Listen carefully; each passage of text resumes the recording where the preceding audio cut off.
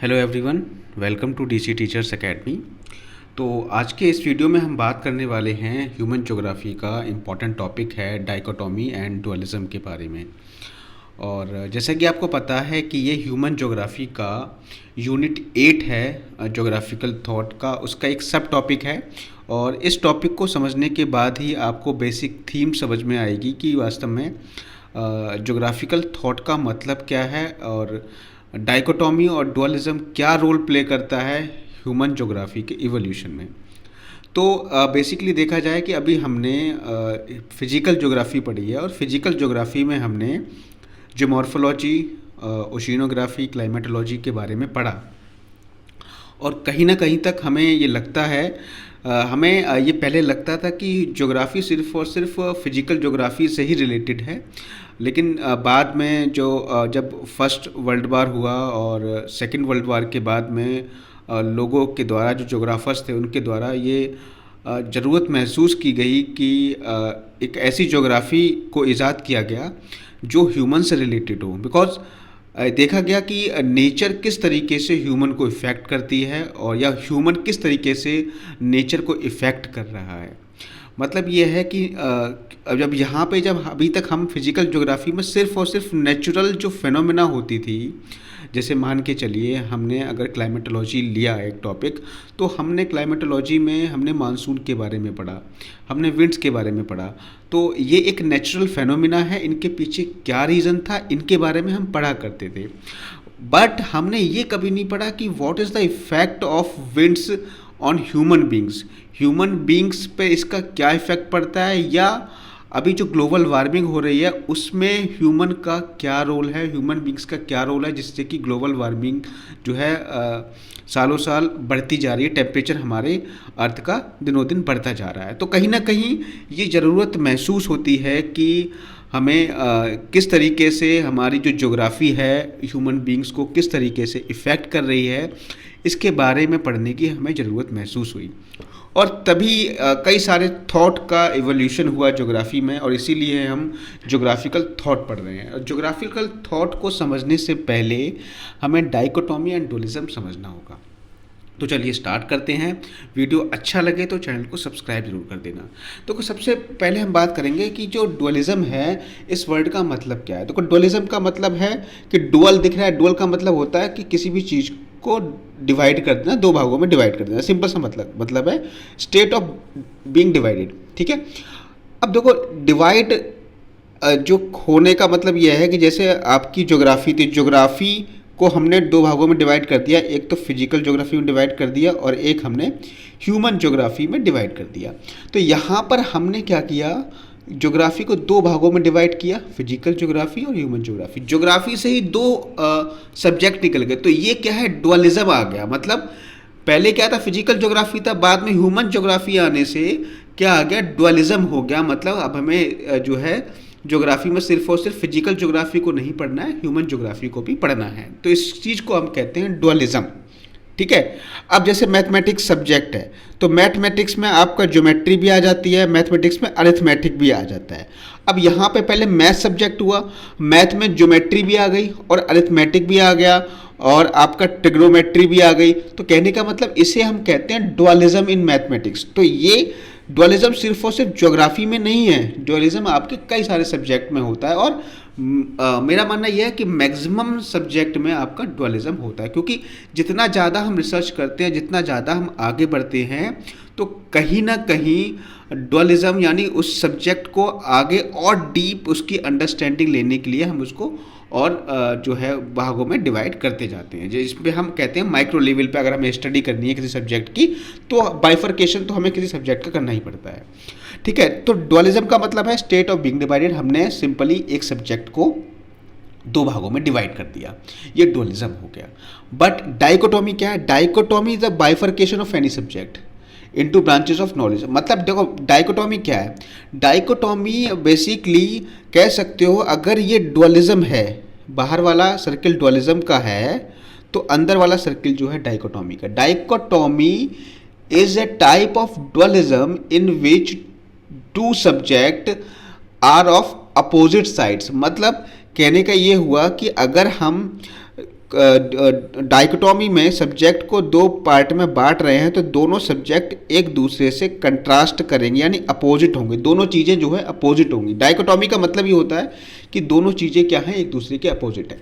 जैसे मान के चलो, अगर मैंने यहाँ किया मेल वर्सेस फीमेल, तो ये क्या है, यहाँ मेल, ये दो भागों में डिवाइड कर दिया हमने, ह्यूमंस को दो भागों में डिवाइड कर दिया, मेल वर्सेस फीमेल। और मेल वर्सेस फीमेल्स में क्या है, इनमें अपोजिट है, कंट्रास्ट हो रहा है और दो भागों में भी डिवाइडेड है, तो ये डुअलिज्म तो हो गया, डुअलिज्म। बट डाइकोटॉमी होने के लिए इनमें कंट्रास्ट होना जरूरी है, यानी एक दूसरे के अपोजिट होना जरूरी है। तो मेल का अपोजिट क्या होता है, फीमेल।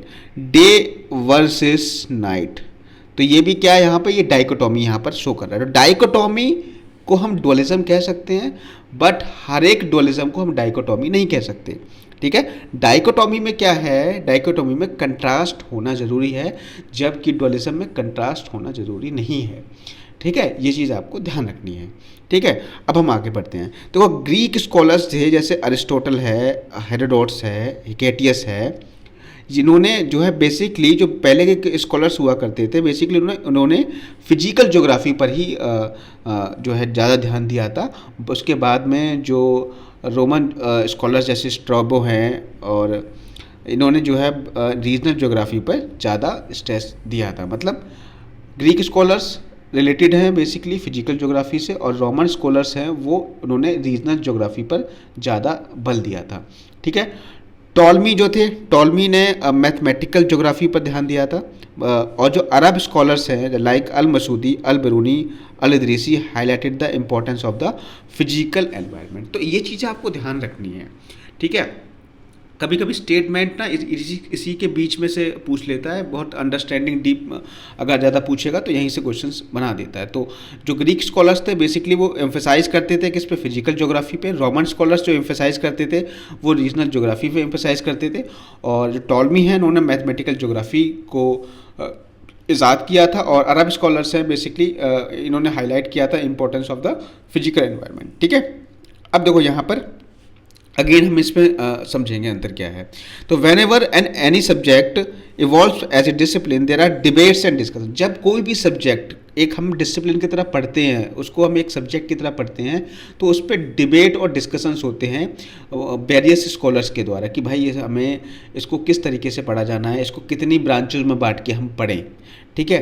जैसे अगर आप देखो मैथमेटिक्स पढ़ते हो तो बहुत सारी ब्रांचेज आ जाती हैं, अलजेब्रा आ जाती है, अरिथमेटिक्स आ जाती है, ज्योमेट्री आ जाती है, तो कई सारी ब्रांचेज आ जाती हैं बड़े लेवल पे, ठीक है। ऐसी आप हिस्ट्री देखोगे तो एंशिएंट हिस्ट्री है, मिडाइवल हिस्ट्री है, और आपकी मॉडर्न हिस्ट्री है। तो कई सारी जो है यहाँ पर डिबेट्स होते हैं, डिस्कशंस होते हैं किस तरीके से आपको पढ़ना है। तो अभी हम आपको पता है कि हिस्ट्री को 3 भागों में डिवाइड करके मोस्टली हम पढ़ते हैं, ठीक है। तो इसी तरीके से जब कोई भी सब्जेक्ट का इवोल्यूशन होता है, इवॉल्व होता है, तो उसमें डिबेट्स और डिस्कशंस होते हैं। तो in geography it was a debate of physical geography और human geography methodologies to be adapted. मतलब अब ये डिबेट जब स्टार्ट हुआ ज्योग्राफी में कि फिजिकल ज्योग्राफी और ह्यूमन ज्योग्राफी में किसको हम अडेप्ट करें, किसको पढ़ना बहुत ज़्यादा ज़रूरी है, तो कई सारे इसमें जो ज्योग्राफर्स आए तो सब ने अपनी अपनी इसमें राय दी थी। तो बेसिकली अगर हम डाइकोटॉमी का मतलब देखें तो डाइकोटॉमी इज़ द कंट्रास्ट और डिफरेंस बिटवीन टू आइडियाज़। मैंने बताया था ना कि डाइकोटॉमी है क्या, भाई डाइकोटॉमी क्या है, कंट्रास्ट है और डिफरेंस है बिटवीन टू आइडियाज़। अगर दो आइडियाज़ कंट्रास्ट कर रहे हैं तो उसको हम डाइकोटॉमी कहेंगे। डुअलिज्म क्या है, is the concept of debate on a particular subject of matter. मतलब डुअलिज्म का मतलब हो गया कि जब हम किसी पार्टिकुलर सब्जेक्ट पर डिबेट कर रहे हैं और डिबेट करने पर जब उसको हम दो भागों में बांट देते हैं, whether it is having a contrast और नॉट, अगर कंट्रास्ट नहीं भी है और तो ये भी हमारा, इसको हम डुअलिज्म कह सकते हैं। बट डाइकोटॉमी में कंट्रास्ट और डिफरेंस होना ज़रूरी है, ठीक है। ये चीज़ आपको ध्यान रखना है। Dualism is the hallmark of social philosophy and environmental thinking. तो डुअलिज्म क्या है, बेसिकली एक हॉलमार्क है सोशल फिलॉसफी का, एनवायरमेंटल थिंकिंग का। मतलब इसका ये हुआ सिंपल सा कि डुअलिज्म से ही हमारी सोशल फिलॉसफी का इजाद हुआ और एनवायरमेंटल थिंकिंग, जैसे हमने सोचा कि एनवायरनमेंट किस तरीके से ह्यूमंस को इफेक्ट कर रहा है, ये it is possible by the development of dualism in a geography, ठीक है। ये चीज़ ध्यान रखनी है। अब हम देख लें हिस्टोरिकल पर्सपेक्टिव क्या है डाइकोटॉमी का और डुअलिज्म का। तो right from the days of Varenius there has been a tendency to divide the geography into two types of subject matter. तो अगर हम बात करें कि जब वॉरेनियस के समय से अगर हम देखें तो वॉरेनियस ने ज्योग्राफी को दो भागों में डिवाइड किया था, जनरल ज्योग्राफी और स्पेशल ज्योग्राफी। तो यहाँ पे आपको देख ही रहा होगा, जनरल ज्योग्राफी और स्पेशल ज्योग्राफी में डिवाइड किया था ये, ठीक है। बट अब देखो जनरल ज्योग्राफी क्या है, generalize study of mountains and plains. जो हम स्टडी करते हैं फिजिकल ज्योग्राफी में, जो जनरलाइज स्टडीज़ होती है माउंटेन्स की और प्लेन्स की, उस वो हो गई हमारी जनरल ज्योग्राफी। और स्पेशल में मतलब होगा अगर हम माउंटेन्स में भी अगर हम कोई स्पेशल माउंटेन ले लें, जैसे हमने हिमालयाज़ की स्टडी की या कोई आल्प्स की स्टडी की या गंगा रिवर सिस्टम की स्टडी की, तो ये एक स्पेशल ज्योग्राफी है। तो वॉरेनियस ने सबसे पहले डिवाइड किया था ज्योग्राफी को दो भागों में, जनरल ज्योग्राफी और स्पेशल ज्योग्राफी। और ये क्वेश्चन बहुत बार पूछा जाता है कि who divided the geography in general geography and special geography. तो the right answer will be the Varenius, ठीक है, ध्यान रखना। Kant has given more stress on the special geography. Kant जो थे उन्होंने स्पेशल ज्योग्राफी पे बहुत ज़्यादा जोर दिया था और उन्होंने ज्योग्राफी को 5 ब्रांचेस में डिवाइड किया था, mathematical geography, moral geography, political geography, commercial geography और टेलियोलॉजिकल ज्योग्राफी। ये चीज़ ध्यान रखना है, इसी से ही आपके क्वेश्चन फ्रेम होते हैं और यही तुम्हारे आपके इंपॉर्टेंट पॉइंट होते हैं। तो ये नोट्स में जरूर आपको लिख लेना है। Kant's work was to promote spatial geography. Kant also emphasized over systematic analysis that was basically in general geography. तो अभी तो आप पढ़ते ही आ रहे हो कि can't special geography, can't special geography. तो कभी भी स्पेशियल ज्योग्राफी का मतलब अगर आ जाए, स्पेशल ज्योग्राफी आ जाए या स्पेशल ज्योग्राफी आ जाए, तो उसमें जो है कांट ने उसको दिया था। ये चीज़ आपको ध्यान रखनी है, ठीक है। With the rise of Humboldt and Ritter there was a clear cut division in the methodology of geography. Humboldt had promoted systematic approach while Ritter is promoted regional approach. तो ये चीज़ ध्यान रखना है। सिस्टमैटिक कभी कभी मैच करा लेता है कि सिस्टमैटिक अप्रोच किसके द्वारा किसने सपोर्ट किया था, तो हम्बोल्ट ने सपोर्ट किया था। रीजनल किसने किया था, रीजनल रिटर ने किया था, ठीक है। तो इस तरीके से यही तो क्वेश्चन बनते हैं आपके नेट में, और यही आपके असिस्टेंट प्रोफेसर जो आने वाले एग्जाम होंगे उसमें बनेंगे। तो the dichotomy is a methodological dividing line in geography. Another dividing line was brought in subject matter. Dichotomy क्या है, एक methodological dividing line है ज्योग्राफी में, ठीक है। Radial view was completely different from the general geography of Humboldt and Ritter. अब देखो Humboldt ने सपोर्ट किसको किया था, हम्बोल्ट ने सिस्टमैटिक ज्योग्राफी को सपोर्ट किया था, रिटर ने आपकी जो रीजनल ज्योग्राफी है उसको सपोर्ट किया था। बट रेडजेल व्यू, जो रेडजेल का व्यू था वो थोड़ा सा अलग था। Humboldt was one step ahead by saying the physical geography was general geography. Humboldt ने बेसिकली देखा जाए तो हम्बोल्ट रिलेटेड हैं किससे, सिस्टमैटिक ज्योग्राफी से, फिजिकल ज्योग्राफी से और जनरल ज्योग्राफी से हम्बोल्ट रिलेटेड हैं, ठीक है। It was discredited by Ratzel. Ratzel ने इसको डिसएग्री कर दिया। Ratzel did not agree with the view of physical geography was general geography. Ratzel ने कहा कि देखो फिजिकल ज्योग्राफी अलग है, जनरल ज्योग्राफी अलग है। He rather promoted a new branch of geography as human geography. Ratzel ने बताया कि हमें इन्होंने एक नई ब्रांच ईजाद की जिसको इन्होंने कहा था human geography. With this the division of geography became eminent, so the emergence of Ratzel and new dichotomy was started in geography, the name of physical and human geography. तो रेडजेल थे, इन्होंने ही ह्यूमन ज्योग्राफी को start किया था, as a dichotomy start की थी physical geography और ह्यूमन ज्योग्राफी में की, ठीक है। With the rise of French school of geography a new kind of dichotomy emerge. अगर हम बात करें फ्रेंच स्कूल ऑफ ज्योग्राफी की, तो यहाँ पे एक नई टाइप की dichotomy I, environmentalism and possibilism. तो एनवायरमेंटलिज्म को हम डिटर्मिनिज्म भी कहते हैं, ठीक है। अब इन्होंने जो फ्रेंच स्कूल ऑफ ज्योग्राफी आया था उसमें एक नई डाइकोटॉमी इमर्ज हो गई। अब देखो डाइकोटॉमी हम क्यों कह रहे हैं, क्योंकि यहाँ पे एनवायरमेंटलिज्म और पॉसिबिलिज्म ये दोनों एक दूसरे के कंट्रास्ट हैं, अपोजिट हैं। एनवायरमेंटलिज्म क्या कहता है कि जो ह्यूमन है, ह्यूमन के जो भी घटना हो रही है वो उसमें ह्यूमन का कोई भी रोल नहीं है। जो भी चीज़ें हो रही हैं वो सब नेचर जो है ह्यूमन को अपने अकॉर्डिंग चला रही है, ठीक है। मतलब नेचर का जो है पूर्ण कंट्रोल है किस पर, ह्यूमन पे। बट पॉसिबिलिज्म क्या कहता है, पॉसिबिलिज्म कहता है कि ऐसा नहीं है। कभी कभी क्या होता है कि ह्यूमन की टेक्नोलॉजी या ह्यूमन ने ऐसे ऐसे आविष्कार कर लिए हैं जो कि नेचर के अगेंस्ट भी अगर चाहे तो काम कर सकता है। जैसे मान के चलो अगर सेब की खेती अगर मान के चलो कश्मीर में होती है, तो उसी तरीके की क्लाइमेट को वो ईजाद करके वो सेब की खेती चाहे तो वो जो आपके हिली एरियाज़ नहीं होते हैं, जो ठंडे एरियाज़ नहीं होते, गर्म एरियाज़ में भी की जा सकती है। मतलब कहने का मतलब यह है कि कई सारी चीज़ें, अब जैसे मान के चलो जैसे एसी, गर्मी लग रही है तो गर्मी के लिए जो है एसी, अब एसी का जो टेम्परेचर है, मतलब रूम का जो टेम्परेचर है बहुत कम कर दे रहा है। ये पॉसिबल किसके द्वारा, ये ह्यूमन ने तो किया है भाई। ये इसका मतलब ये है कि ह्यूमन नेचर के अगेंस्ट भी जा सकता है। तो पॉसिबिलिज्म यही कहता है कि भाई जो है नेचर ही मानव को नहीं चलाती है, कब मानव भी नेचर को अपने नेचर के अगेंस्ट में काम कर सकता है। तो ये चीज़ आपको ध्यान रखना है। तो एनवायरमेंटलिज्म को डिटर्मिनिज्म भी कहते हैं। तो यहाँ पे ये एक दूसरे के कंट्रास्ट है, इसीलिए इसको हमने डाइकोटॉमी कह दिया। ठीक है। तो फ्रेंच जोग्राफर्स थे, इन्होंने जो है डाइकोटॉमी को, एक नई डाइकोटॉमी को जन्म दिया, एनवायरमेंटलिज्म एंड पॉसिबिलिज्म। और इसके अलावा बात करें, French geographers promoted human geography as general geography as they considered man as an active agent. तो जो फ्रेंच जोग्राफर्स थे, उन्होंने ह्यूमन जोग्राफी को as a general geography promote किया, बिकॉज यहाँ पे इन्होंने मैन को एक्टिव एजेंट समझा था। और अगर मैन ही एक्टिव एजेंट है तो वहाँ पर उसको हम चीज़ को क्या कहेंगे, उसको हम पॉसिबिलिज्म कहेंगे। अगर नेचर एक्टिव एजेंट है तो उसको हम डिटर्मिनिज्म कहेंगे या एनवायरमेंटलिज्म कहेंगे। ठीक है। अमेरिकन जोग्राफर्स थे, जैसे ईसी सैम्पल्स थे, जो सैम्पल्स थी, उन्होंने बेसिकली फोकस किया था एनवायरमेंटलिज्म। तो देखो सारे क्वेश्चन यहीं से बनने हैं, यहीं से बनेंगे भी। अब ईसी सैम्पल्स का जो संबंध होगा वो एनवायरमेंटलिज्म से होगा। ठीक है। विडाल डेला ब्लासे जो थे फादर्स ऑफ फ्रेंच जोग्राफी, इन्होंने जो है बताया था कि human geography as a general geography, मतलब ह्यूमन जोग्राफी को हम जो है एज ए जनरल जोग्राफी हमें पढ़ना चाहिए। ठीक है। He outrighted rejected the concept of Humboldt the physical geography general geography. उन्होंने कहा कि देखो फिजिकल जोग्राफी ही केवल जनरल जोग्राफी नहीं है। ठीक है। जो हमारी ह्यूमन जोग्राफी है उसको हम जनरल जोग्राफी कहेंगे, बिकॉज क्योंकि ह्यूमन का बहुत बड़ा रोल होता है जो है नेचर को मतलब ख़त्म करने में या नेचर के अगेंस्ट जाने में। क्योंकि जितनी भी घटनाएं हो रही हैं उनमें कहीं ना कहीं मानव का, मनुष्य का बहुत बड़ा रोल है।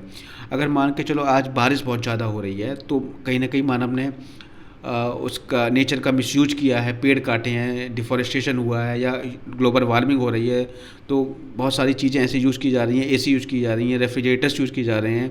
तो कई सारी चीज़ें जो हैं मानव ने यूज की हैं, जिससे कि नेचर को कह सकते हो आघात पहुंचा है। तो इसी तरीके से देखा जाए तो अगर हम ज्योग्राफी को वास्तव में स्टडी करना है तो हमें जो है ह्यूमन ज्योग्राफी को भी स्टडी करना पड़ेगा एज ए जनरल ज्योग्राफी। ठीक है। हम बिना ह्यूमन ज्योग्राफी के ज्योग्राफी को ज्योग्राफी नहीं मान सकते, हम ज्योग्राफी कह ही नहीं सकते, मतलब ज्योग्राफी को हम पढ़ ही नहीं सकते, क्योंकि ज्योग्राफी में ह्यूमन का इवॉल्वमेंट होना बहुत ज़रूरी है। ठीक है। तो यहाँ पर Humboldt divided the geography into 4 parts में से डिवाइड की थी। तो geomorphology, climatology, oceanography and bio geography, जो कि हम बेसिकली फिजिकल ज्योग्राफी कहते हैं, जो कि हम्बोल्ट रिलेटेड हैं, इससे ध्यान रखना है। ठीक है। वाइल ब्लासे जो थे, इन्होंने कोई भी डिवीज़न नहीं किया, did not make any division. He emphasize 5 aspects of human beings. इन्होंने पॉसिबिलिज्म पे ध्यान दिया, रेसेस, ट्राइब्स एंड एथनिसिटी पे ध्यान दिया, कल्चरल लैंडस्केप एंड रीजन पे ध्यान दिया, पॉपुलेशन ग्रोथ, डिस्ट्रीब्यूशन, माइग्रेशन पे ध्यान दिया, ट्रेड एंड ट्रांसपोर्ट पे ध्यान दिया। तो यही चीज़ें हम पढ़ेंगे भाई ह्यूमन ज्योग्राफी में, यही चीज़ें तो पढ़नी होती है हमें ह्यूमन ज्योग्राफी में। हम ह्यूमन ज्योग्राफी में ज्योग्राफिकल थॉट पढ़ रहे हैं, फिर रेसेस, ट्राइब्स, एथनिसिटी पढ़ेंगे, कल्चरल ज्योग्राफी पढ़ेंगे, रीजनल ज्योग्राफी पढ़ेंगे, पॉपुलेशन ज्योग्राफी पढ़ेंगे, माइग्रेशन पढ़ेंगे, ट्रांसपोर्टेशन पढ़ेंगे। तो सब चीज़ें यही तो पढ़ रहे हैं। ठीक है। तो it was therefore obvious that geography was divided into 3 sets of concept of dichotomy that was not a healthy trend for growing subject like geography। तो यहाँ पर आप देखो the 3 sets are systematic versus regional geography, physical versus human और environmental versus possibilism. तो ये अभी तक डाइकोटॉमी, 3 टाइप्स की डाइकोटॉमी आपको दिखाई दी होगी, systematic versus regional geography, physical versus human geography जो कि हमने पढ़ी, एनवायरमेंटल और पॉसिबिलिज्म भी हमने पढ़ लिया। सिस्टमैटिक और वर्सेस रीजनल का मतलब ये होगा, सिस्टमैटिक का मतलब ये हुआ कि हम जो है सिस्टमैटिक को हम कह सकते हैं जनरल ज्योग्राफी और रीजनल को हम स्पेसिफिक ज्योग्राफी भी कह सकते हैं। जनरल ज्योग्राफी मतलब अगर हम माउंटेन्स की, रिवर्स की स्टडी कर रहे हैं एज ए होल, तो वो हमारी सिस्टमेटिक या जनरल ज्योग्राफी हो जाएगी। और अगर हम रीजन की बात करें तो हम किसी स्पेसिफिक माउंटेन जैसे हिमालय की स्टडी कर रहे हैं, गंगा रिवर की स्टडी कर रहे हैं, आल्प्स की स्टडी कर रहे हैं, तो वो रीजनल ज्योग्राफी आ जाएगी। अभी तक 3 टाइप्स की डाइकोटॉमी आपने देख ली। डाइकोटॉमी मतलब two ideas of geography which have a contrast and difference between them, जो एक दूसरे से कंट्रास्ट रखते हैं, एक दूसरे के अपोजिट्स होते हैं, वो डाइकोटॉमी है। डुअलिज्म तो एक बहुत ब्रॉड कंसेप्ट हो गया। अगर आप किसी भी सब्जेक्ट को 2 भागों में बांट रहे हो, जैसे फिजिकल ज्योग्राफी, ह्यूमन ज्योग्राफी में, तो उसको हम डुअलिज्म कह सकते हैं। तो every dualism need not to be dichotomy, but every dichotomy is to be a dualism. मतलब हर एक डाइकोटॉमी डुअलिज्म होता है, बट हर एक डुअलिज्म डाइकोटॉमी नहीं होता, ये चीज़ ध्यान रखनी है। ठीक है। Many geographers emerge for the unitary approach in geography. Many geographers gave the argument in favour of minimisation of the distance between the divided subject following the unitary approach. तो ये कोई मतलब है नहीं आपका। ठीक है, आगे हम बढ़ते हैं। The concept of dualism promoted discussion, argument and counter argument on the divided of subject matters. मतलब जब डुअलिज्म प्रमोटेड हुआ तो भाई कई सारे डिस्कशन हुए, आर्गूमेंट हुए कि किस चीज़ को हमें कैसे पढ़ना है, कितने भागों में डिवाइड करके पढ़ना है, तो ये चीज़ें वहाँ पर स्टार्ट हो गई थी। ठीक है। तो geographers like OHK Spate, Dudley Stamp, Griffith Taylor were strongly in favour of an integrated geography. ये जो OHK स्पार्टे थे, ड्यूडली स्टैम्प थे, G टेलर थे, ये एक्चुअली फेवर में थे कि हमें ज्योग्राफी को एक साथ पढ़ना है भाई, हमें डिवाइड नहीं करना है, डुअलिज्म लेकर नहीं आना है, हमें एक साथ पढ़ना है। They welcome debate but disagreed with the division of geography. उन्होंने कहा भाई डिबेट कर लो, अच्छी बात है, डिबेट से हमें ये पता पड़ रहा है कि हाँ हमें ये ज्योग्राफी में ये चीज़ हमारे लिए इम्पोर्टेंट है, बट हमें ज्योग्राफी को जो है डिवीज़न के साथ नहीं पढ़ना है, एज ए होल पढ़ना है। ठीक है। तो टाइप्स ऑफ डाइकोटॉमी और डुअलिज्म की बात करें तो अमेरिकन स्कूल ऑफ ज्योग्राफी ने 6 टाइप्स की डुअलिज्म बताए हैं। जनरल वर्सेस स्पेशल, जो कि हमने बात की थी अभी ऊपर। सिस्टमेटिक और रीजनल को हम जनरल और स्पेशल से रिप्लेस कर सकते हैं। फिजिकल और ह्यूमन ज्योग्राफी है। डिटर्मिनेंट वर्सेस पॉसिबिलिज्म, ये मैंने आपको बता दिया। नीचे के जो 2 हैं थ्योरेटिकल वर्सेस अप्लाइड और इडियोग्राफिक वर्सेस नॉमोथेटिक, ये हम आगे बात करेंगे। तो बेसिकली 6 डुअलिज्म में डिवाइड किया गया है। तो जो फर्स्ट 4 हैं have a clear division of concept, that is why they promoted dichotomy in geography, but the later 2 of dualism have emerged after the Second World War and are not along the lines of dichotomy but are excessively used due to the emerging needs of the society। तो ऊपर के जो 4 हैं वो तो आपको एक strongly support करते हैं डाइकोटॉमी को, बट नीचे के 2 बिकॉज ये वर्ल्ड वार सेकेंड के बाद में इजाद किए गए थे, फिर भी अभी ये डाइकोटॉमी के लाइंस में नहीं आते हैं, लेकिन इनको हम according to the need of society के अकॉर्डिंग इसको स्टडी करना हमें ज़रूरी है। ठीक है। तो 6 टाइप ऑफ डुअलिज्म हो गए, यह मैंने आपको बता दिया। तो आगे एक करके पढ़ लेते हैं भाई, general geography versus special geography का मतलब क्या है। तो it includes systematic and regional geography. देखो मैंने बताया ना, सिस्टमेटिक और रीजनल, ये जनरल वर्सेस स्पेशल, ये एक ही बात है। ठीक है। स्टार्टेड बाय द वारेनियस, जर्मन जो ज्योग्राफर था, मैंने आपको पहले ही ऊपर बता दिया था। तो इसने जो है जनरल और स्पेशल में बांटा था। यूनिवर्सल या पार्टिकुलर भी कह सकते हैं। General deals with the entire world as a unit, मतलब इसको स्टडी, जनरल ज्योग्राफी स्टडी करती है as a whole, mountain as a whole study करेगी, plains as a whole study करेगी। ठीक है। It was, however, mainly restricted to the physical geography, which could be understood through natural laws and plate tectonics. On the contrary, spatial geography was primarily intended as a description of individual countries. मतलब spatial geography basically promote करती है कि हमें individually study करना है। जैसे आपकी general geography mountains को स्टडी करती थी एज ए होल, यहाँ पे स्पेशल में क्या हमें एक स्पेशल चीज़ स्टडी करेंगे, जैसे हिमालयाज़ के बारे में स्टडी कर ली या आल्प्स के बारे में स्टडी कर ली। तो ये कोई बड़ी बात नहीं है, तो मैंने आपको ऊपर भी बता दिया था। ठीक है। आगे हम बात करते हैं। तो Humboldt and return presented a different scenario of geography. Humboldt और रिटर्न ने एक डिफरेंट सिनारियो पेश किया था ज्योग्राफी में। They are known as the founding fathers of modern geography. कौन? Humboldt and Ritter. They did not emphasise over the special geography but gave more importance to the physical general geography. तो Humboldt को तो मैं पहले से बताते आ रहा हूँ कि हम्बोल्ट जो है सपोर्ट करते आ रहे हैं फिजिकल और जनरल ज्योग्राफी को। ठीक है। The Humboldt and Ritter brought a new kind of dualism in geography that is known as systematic and regional approach in geography. तो हम्बोल्ट सपोर्ट कर रहे हैं सिस्टमेटिक को और रिटर सपोर्ट कर रहे हैं रीजनल ज्योग्राफी को। Humboldt was seriously engage in the development of systematic physical geography while Ritter was a regional geographer who gave the weight to man as an important component of physical surroundings. ठीक है, ये चीज़ ध्यान रखना है। तो यही से प्रश्न आपके बनते हैं कि सिस्टमेटिक ज्योग्राफी को किसने सपोर्ट किया था, हम्बोल्ट ने। रीजनल को रिटर ने किया था। ठीक है, ये चीज़ ध्यान रखनी है। Regional geography on the other hand has not moved out of the ambit of particular studies. मतलब रीजनल ज्योग्राफी जो है एक किसी पार्टिकुलर चीज़ की स्टडी करने पर ही जोर देती है। According to the Humboldt geographical facts can not be discussed in isolation. मतलब जो हम्बोल्ट थे हमेशा जनरल ज्योग्राफी को सपोर्ट करते थे, तो वो ये कहते थे कि ज्योग्राफिकल फैक्ट्स को एक आइसोलेशन की तरह हम डिस्कस नहीं कर सकते, हमें सबको इकट्ठा ही डिस्कस करना होगा। ठीक है, ये चीज़ आपको ध्यान रखनी है। तो यहाँ पर आपकी एक बुक भी है, the climate of Germany is to be studied. Humboldt had viewed in his famous book Cosmos, the climate of Germany is very much related to the climate system of the Europe।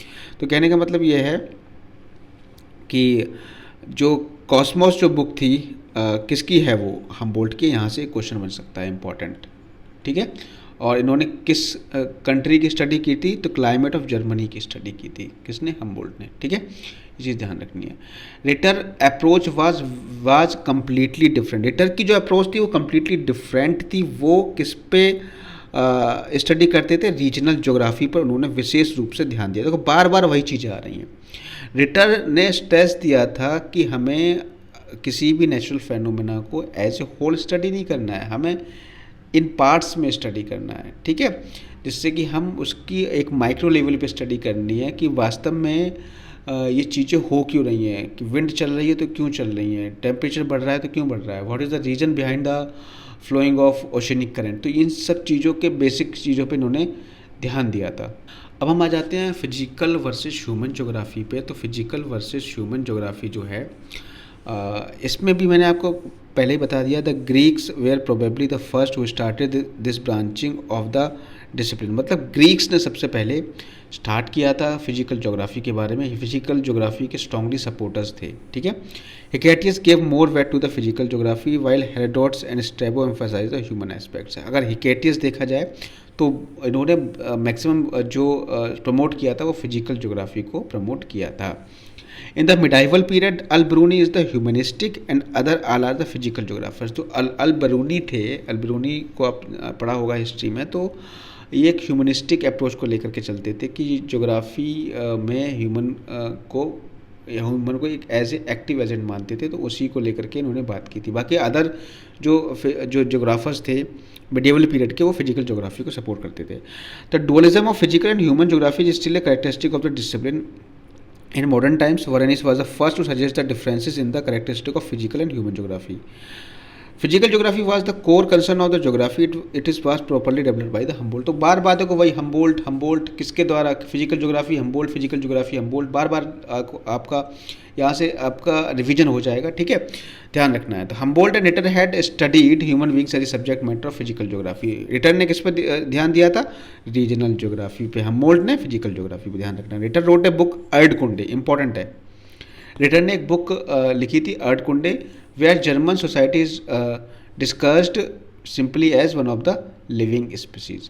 Humboldt was primarily interested in the physical geography while Ritter was more inclined towards the human geography। वैसे देखा जाए तो Ritter ने regional geography पे विशेष रूप से ध्यान दिया है। अब रीजन में जाओगे तो रीजनल में आपको ह्यूमन भी तो मिलेगा भाई, ह्यूमन भी तो एक रीजन में रह रहा है ना।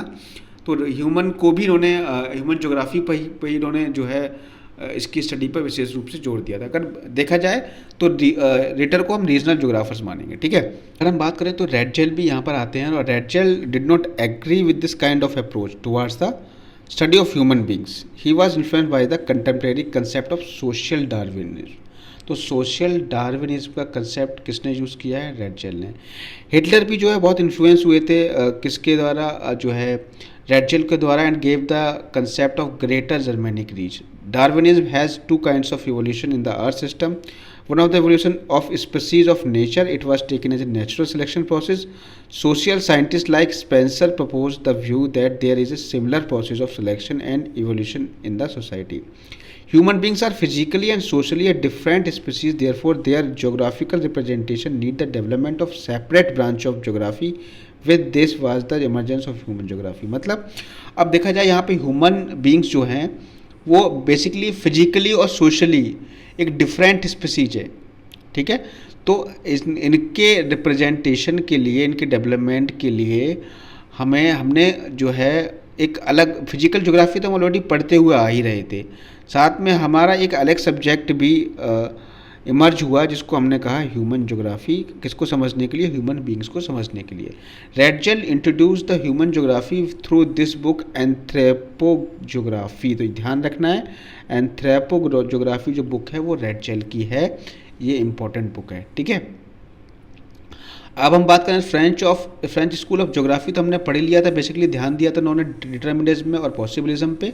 और अमेरिकन स्कूल ऑफ ज्योग्राफी की बात करें तो before the impact of Ratzelian school of thought physical geography was the general geography in the USA.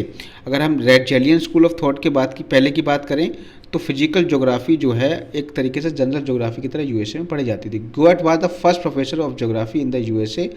Other geographer जैसे W.M. डेविस हैं, साल्सबरी हैं, थॉर्नबरी हैं, played a significant role in the development of physical geography, ठीक है।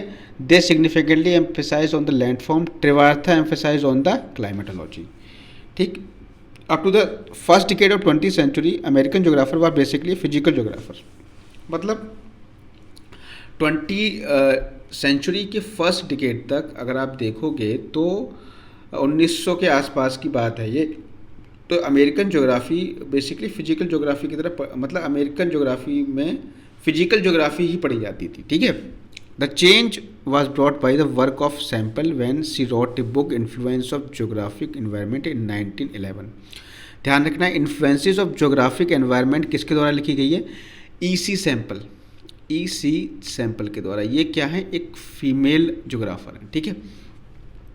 Although she was an environmentalist, but her approach was in the context of human settlement.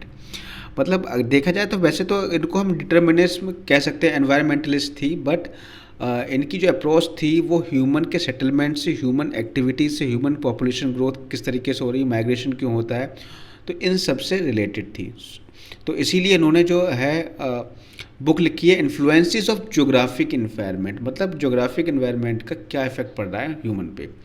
तो similar approach was taken by Huntington after the first world war. American geography was divided into physical human geography. First world war के बाद में जो है American geography को 2 भागों में divide कर दिया गया, फिजिकल और ह्यूमन ज्योग्राफी में, ठीक है। ये चीज़ ध्यान रखनी है। After the second world war this division continued in American geography and that has a practically benefited the discipline as a whole. American geography is integrated at the college level, but at the university level there is a division with a great amount of specialization. मतलब American geography को college level पे तो एक तरीके से as a integrated एक ही part में पढ़ाया जाता था, बट अगर यूनिवर्सिटी लेवल पे हम देखें तो इनमें जो है काफ़ी डिवाइजन कर दिया गया था इसके स्पेशलाइजेशन में, ठीक है। अब हम बात करते हैं ब्रिटिश स्कूल ऑफ ज्योग्राफी।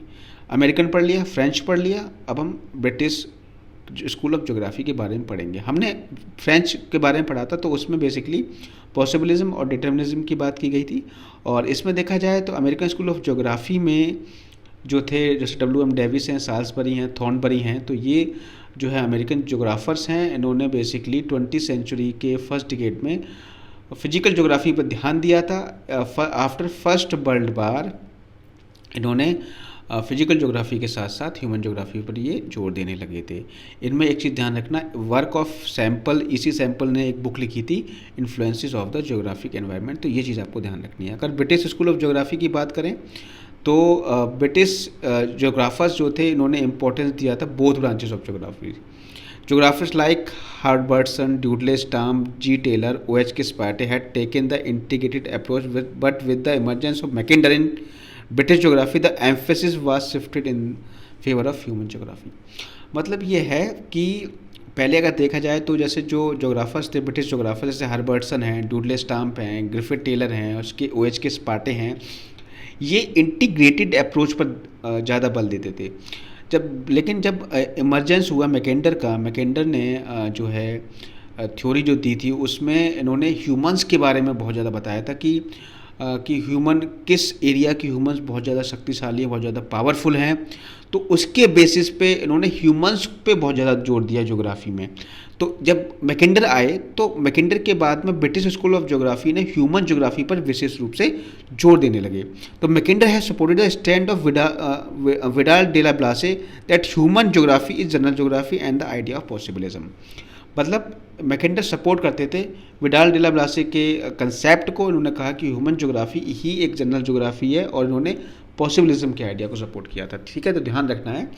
जैसे क्वेश्चन बन जाएगा who had supported the stand of Vidal de la Blache, तो कह सकते हो मैकेंडर। ठीक है, Mackinder impact was phenomenal on British geography. देखा जाए तो यंगून और Rangoon has the first department of human geography establish in 1919 by Dudley Stamp. तो इम्पॉर्टेंट है ये भी। ठीक है, और देखा जाए तो अब ये फॉलो किया जा रहा है लाहौर, कराची, अलीगढ़ और चेन्नई के द्वारा भी इसको फॉलो किया जा रहा है। Department of human geography at Delhi university was establish by the Mackinder. तो मैकेंडर के द्वारा ही दिल्ली यूनिवर्सिटी में ह्यूमन ज्योग्राफी का जो डिपार्टमेंट है वो एस्टेब्लिश किया गया था।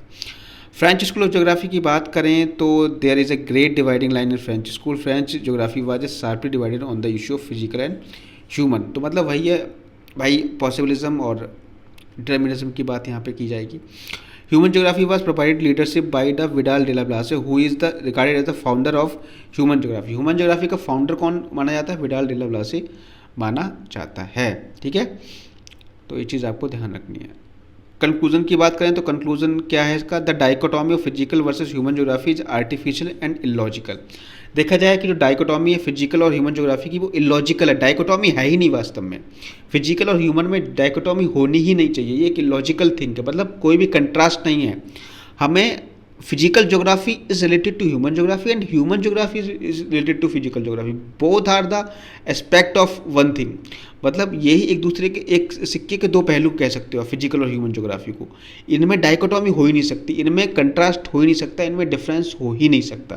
बिकॉज अगर ज्योग्राफी है तो बिना ह्यूमन के अगर आप ज्योग्राफी पढ़ोगे तो उसका कोई मतलब नहीं रहेगा, क्योंकि ह्यूमन एक बहुत बड़ा रोल प्ले कर रहा है। जो नेचुरल फेनोमेना में होने वाली जो नेचुरल फेनोमेना है उनमें बहुत बड़ा रोल प्ले करता है। जैसे आपकी ग्लोबल वार्मिंग हो गई या रेन हो गई या आजकल जो बाढ़ आ रही हैं या कह सकते हो सूखा पड़ रहा है, तो इसमें कहीं ना कहीं ह्यूमन का बहुत बड़ा रोल है। तो डाइकोटॉमी तो पॉसिबल है ही नहीं। ठीक है, in brief geography does not fall into two groups physical and human.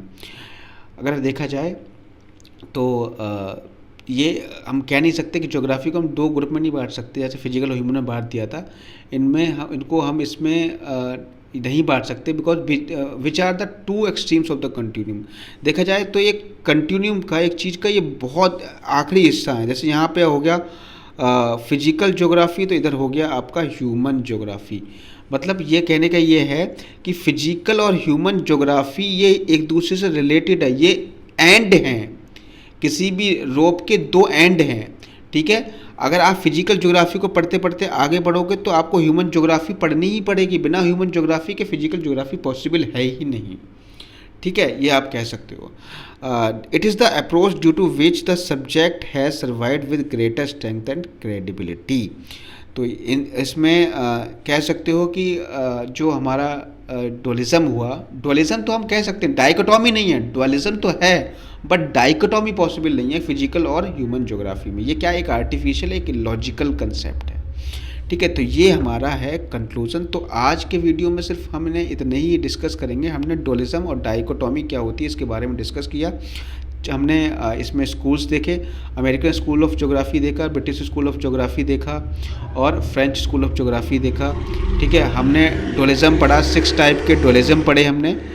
तो आज के वीडियो में आई होप कि आपको ये वीडियो अच्छा लगा होगा, और वीडियो अच्छा लगा है तो चैनल को सब्सक्राइब जरूर करिए। आगे हम बात करेंगे क्वांटिटेटिव रिवोल्यूशन के बारे में। देखो छोटे छोटे कंसेप्ट हैं, इनको समझना बहुत ज़रूरी है। अगर आपको ज्योग्राफी को समझना है, ज्योग्राफिकल थॉट को समझना है, तो इन कंसेप्ट को समझना बहुत ज़रूरी है। जितना भी मैंने बताया ना उसको आप नोट करते जाना। देखो जो चीज़ मैंने इंपॉर्टेंट बताई है ना वही क्वेश्चन आपके रिपीट हुए हैं यूजीसी नेट के एग्ज़ाम में। देखो जब ये ख़त्म होगा ना तो मैं आपको क्वेश्चंस भी करवाऊँगा, तब आपको पता पड़ेगा कि कितना इंपॉर्टेंस है जो मैंने अभी पढ़ाया है। तो ये चीज़ें समझते जाओ, नोट करते जाओ। ठीक है, मिलते हैं नेक्स्ट वीडियो में। Thank you, have a nice day.